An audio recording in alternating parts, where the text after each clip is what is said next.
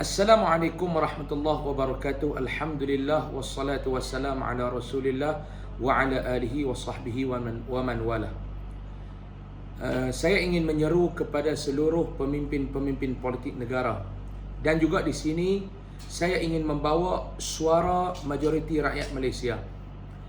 Di dalam keadaan pandemik COVID-19 ini sangat mengganas, penularan pandemik ataupun coronavirus ini sangat-sangat mengganas di saat ini. Melonjaknya angka-angka kes positif pada setiap hari dalam angka ribu kes. Rakyat Malaysia agak bimbang memikirkan hala tuju ataupun perkembangan ini.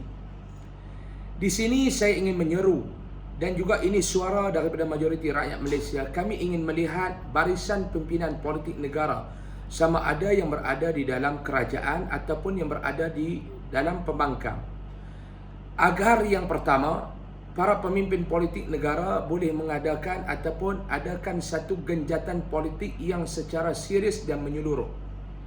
Kerana selagi mana barisan ataupun kepimpinan pemimpin-pemimpin politik negara ini bertelagah di antara satu sama lain, rakyat sedang menunggu dan ingin melihat kesatuan di kalangan pemimpin-pemimpin politik dalam memikirkan, dalam merancang, mengatur strategi ke mana hala tuju negara, ke mana hala tuju ekonomi negara dan rakyat, ke mana hala tuju kesihatan negara dan rakyat.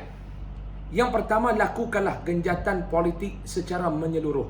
Yang kedua, kami rakyat Malaysia, saya dan juga rakan-rakan yang lain, kita tahu dan kita sedar bahawa setiap di kalangan pemimpin-pemimpin politik negara, sama ada di dalam kerajaan ataupun yang berada di dalam pembangkang, ingin melihat negara kita terus cemerlang, ingin melihat negara kita terus maju, ingin melihat taraf kehidupan rakyat terus diangkat.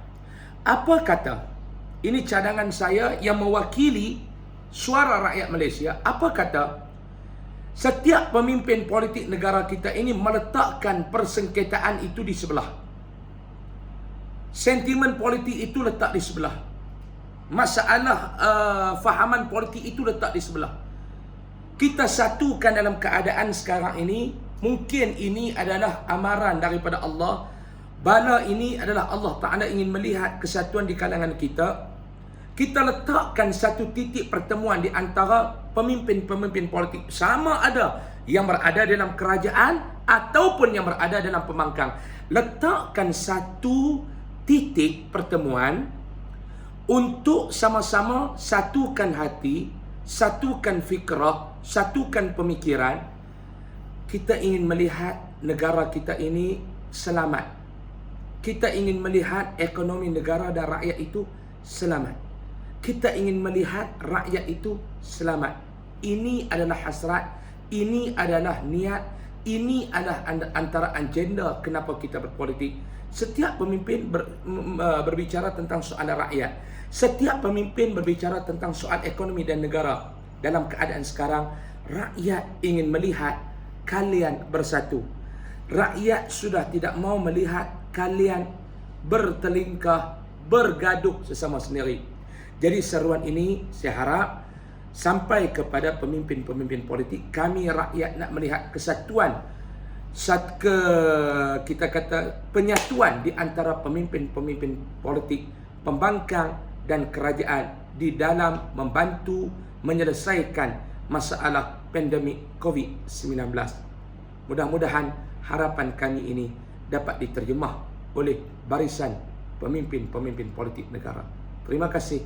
Assalamualaikum warahmatullahi wabarakatuh.